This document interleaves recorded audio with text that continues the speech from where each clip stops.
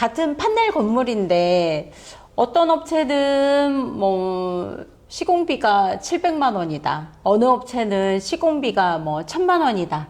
뭐 이렇게 얘기를 하기도 하는데 뭐가 다를 걸까요? 그거는 이제 첫째 네. 어떻게 자재나 인건비가 산출됐는지를 살펴봐야 될 것 같습니다. 물론 우리가 단가를 산출할 때는 도면에 의해서 산출을 하게 되고 그때 당시의 자재값 또 그때 당시의 물류비, 인건비 또 거리에 따라서 다르겠죠. 그런 것을 다 토탈 해서 견적을 뽑게 되는데 결국 어느 업체는 1000원짜리 자재를 1000원 그대로 단가를 매겨서 견적을 뽑는데 또 어느 업체는 1000원짜리를 1200원에 뽑을 수도 있겠죠. 또 어떤 업체는 1300원에 뽑을 수도 있고. 자, 이 차이는 결국 있겠지만 전체 물량의 차이점이 있겠죠. 100캐배인데 1000원이면 차이가 별로 안 나겠죠. 만약에 1000회배다 그러면 차이가 더 나겠죠. 네. 만회배다 그러면 더 나겠죠. 네네. 예, 그래서 그럴 경우에 도면에 의해서 자재가 정확히 산출이 됐는지를 살펴봐야 될 것입니다. 도면에는 우리가 봐도 만약에 1000회배인데 그냥 자재 산출하는 거니까 1150회배다 이렇게 뽑았다. 네. 그러면 150회배는 초과하고 있는 거잖아요. 네. 그러면 이건 당하는 거예요. 아. 예, 그래서 누가 싸고 비싸고를 논하기에 앞서 도면에 의해서 정확히 산출이 됐는지 안 됐는지를 파악을 해야 되는데 일반인들은 잘 못할 수가 있어요. 네. 그래서 결국 이거를 누구한테 물어봐야 되느냐? 그 도면을 설계한 설계사에게 이렇게 견적이 나왔는데 한번 살펴달라. 그러면 물량이라든가 단가라든가 설계하는 사람도 다 알아요. 그래서 그 설계하는 분한테 물어보는 게 가장 정확할 거예요.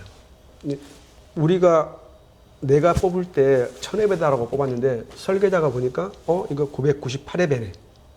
이럴 수도 있잖아요. 뭐 2회배 차이 정도야 뭐 그렇긴 그런데 하지만 만회배인데 그때는 차이가 많이 나잖아요. 예. 그렇기 때문에 설계자에게 문의를 하는 게 가장 정확하게 나올 수 있을 거예요.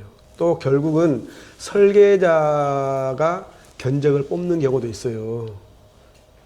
그래서 그 설계자의 견적을 뽑아놓고 이제 업체한테 견적을 맡기는 거죠. 네. 예, 그 비교가 되는 거죠. 그러면 설계자가 1000만 원으로 뽑아놨는데 업체가 900만 원이면 이거는 괜찮은 거고 어떤 업체가 1200만 원을 뽑아놨다. 그럼 좀 과다한 거고. 또 어떤 업체는 1010만 원을 뽑아놨다. 이럴 경우에는 우리가 선택하는 거는 가장 저렴한 업체는 조금 빼는 게 좋아요. 또 가장 많은 업체도 빼는 게 좋고 약간 중간 정도에 있는 업체의 견적을 선택하는 게 좋을 것입니다. 그래서 어느 업체가 뭐 700만 원이고 그러는데 어느 업체는 1000만 원이다. 이거는 그 상황적인 판단은 할 수가 없어요. 우리 개인이. 그 업체가 1000만 원 받겠다는데 이 업체는 700만 원 받겠다는데 그러면 이 700만 원 받는 게 합당한지 설계사에게 물어보는 게 좋을 것이에요. 1000만 원짜리를 1000만 원에 했으면 좋겠죠. 근데 1000만 원짜리를 700만 원에 한다 그러면 이런 문제가 있는 거죠. 그래서 싸도 안 좋고 비싸도 안 좋고 적정한 가격은 설계사가 잘 알고 있다는 거. 그거나 마찬가지네요. 무슨 제품에 대한 정가가 있는데 그것보다 너무 낮다는 거는 뭔가 빠져 있다는 그렇죠. 거. 산출 물량 중에 뭔가 누락이 돼 있어서 그렇기 때문에 싸다고 해서 이 업체에다 했을 경우에는 나중에 추가 금액을 더 받아야 된다고 추가적으로 이렇게 할 수도 있으니까. 또 그럴 수도 있겠죠. 추가 금액으로 요구를 했을 때 네. 대부분의 건물주는 추가 금액을 주지 않습니다. 그러면 이 사람은 1000만 원짜리 공사를 700만 원에 들어갔어요. 네. 그럼 그 300만 원에 대한 갭을 네. 어디서 보충을 해야 되잖아요. 네. 그럼 결국 부실 공사가 되는 거예요. 네. 예. 그래서 가장 싼 업체는 좀 배제시키는 게 네. 건물주 쪽에서는 좋을 거예요. 판넬 건물 여름에 엄청 덥다, 겨울에는 엄청 춥다 이러는데 이런 얘기가 맞는 얘기일까요? 판넬 건물을 춥고 덥다 이런 것들은 어떤 그 빈틈 사이로 바람이 들어오거나 이럴 때 더 춥거나 덥거나 그래요. 건물 가봤는데 어디서 바람이 솔솔솔 들어오는 느낌이 난다. 그러면 기밀성 유지가 안 됐다는 거죠.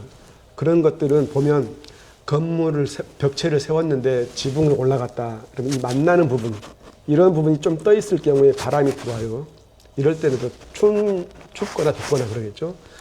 판넬이 조립해 나가다 보면 이 뜬 부분들이 생겨요. 이런 부분들에서도 바람이 들어오거나 그러겠죠. 또 창문을 시공을 했는데 그 창틀 부분에 실리콘 코팅이 제대로 돼야 되는데 보통은 옆만 실리콘을 하지 아랫부분은 잘 안 해요. 그럼 그 아랫부분으로 바람이 들어오겠죠. 그래서 되도록이면 사면을 다 실리콘으로 코팅을 해서 밀폐를 시키고 가급적이면 내부도 실리콘에서 밀폐를 시키는 게 더 좋다고 볼 수 있습니다. 사이사이 우레탄 폼을 쏴주고 네.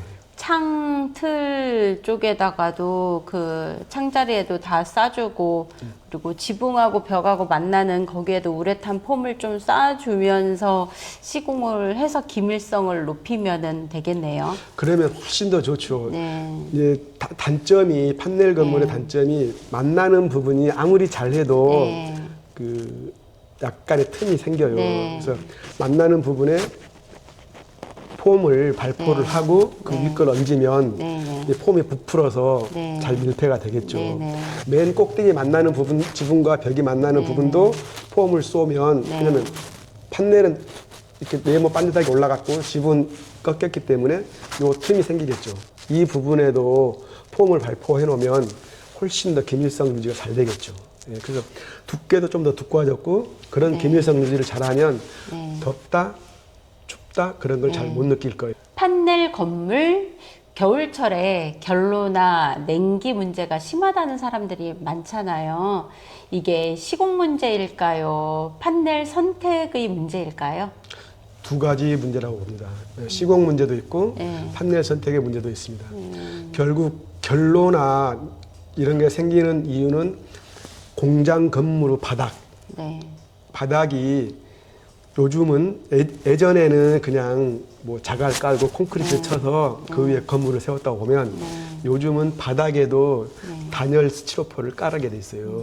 그 깔은 경우와 안 깔은 경우에 냉기가 달라져요. 결로 현상이. 그러면 어느 건물을 가보면 겨울철이나 이럴 때 여름철에 특히 비 많이 올 때 가보면 어느 건물은 바닥이 습기가 많아요. 이거는 바닥 밑에 단열 제품이 빠졌다는 거예요. 안 깔았을 안 깔았어요. 때. 예. 그걸 안 깔고 비닐 깔았어요. 보면 도면에 보면 비닐을 깔라고 돼 있어요. 근데 0.03mm인가 뭐 이렇게 깔라고 돼 있는데 우리 흔히 공사용 비닐이 그렇게 안 돼요. 좋은 비닐은 어떤 비닐이냐? 하우스용 원예 비닐이 있죠. 그건 좀 두꺼워요. 그걸 깔면 좋아요. 왜냐면 그 원예 비닐은 폭이 넓고 길어요. 그래서 그걸 깔고 하면 좀 더 좋아요.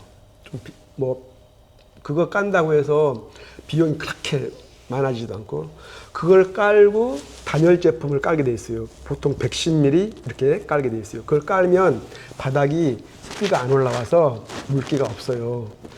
첫째 그 원인이 있고요. 그다음에 또 벽체 사용 선택을 잘못했을 경우에 자 그전에는 강판도 얇았고 두께도 얇았어요.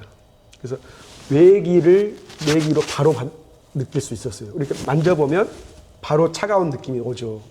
요즘은 두꺼워졌고 단열이 좋아졌기 때문에 만져보면 좀 차가운 느낌이 별로 못 느껴요. 여름에도 얇은 것들이나 이런 거는 이렇게 만지면 따뜻해요. 근데 지금은 그런 경우가 별로 없어요. 그만큼 제품이 많이 좋아졌어요. 자, 요즘은 또 단열에 특히 신경을 많이 써요. 특히 또 준불연, 불연 이런 제품을 많이 쓰게 되는데 판넬을 잘 선택해야지 여름에 안 덥고 겨울에 춥지 않고 또 결로나 냉기가 안 생기는 거예요. 두꺼워지면 두꺼워질수록 외부 공기가 내부로 전달되어 오는 게 늦기 때문에 결로가 발생 안 한다는 거죠. 이런 것들을 방지하기 위해서 설계 도면상 표시를 해놔요. 그렇게 해야만 단열과 또 냉기를 막아준다. 그 결로 현상이 발생 안 한다는 것을 알려주기 위해서 도면에 그려놔요. 이게 그 허가 조건이기 때문에. 그래서 결국 시공의 문제는 아까 말씀드렸지만 기밀성 유지를 잘 못했기 때문에 결로가 생기는 거고, 두 번째는 제품을 잘 선택 못했다는 거예요. 도면에 표시한 대로 그 제품을 사용하는 것이 가장 좋다고 봅니다. 그렇죠. 요즘에 단열벽규에 맞춰서 설계사무소에서 그 단열벽규에 따라 네. 지역별로 두께를 정해주는데, 그 두께에 맞는 판넬을 사용을 하면 네. 결로나 냉기가 발생이 안 되고, 네. 그리고 판넬 결합 부위 이런데 그 시공을 잘 하면 그렇죠. 이제 냉기나 그런 결로가 안 생긴다 이 말씀이시죠? 그렇죠.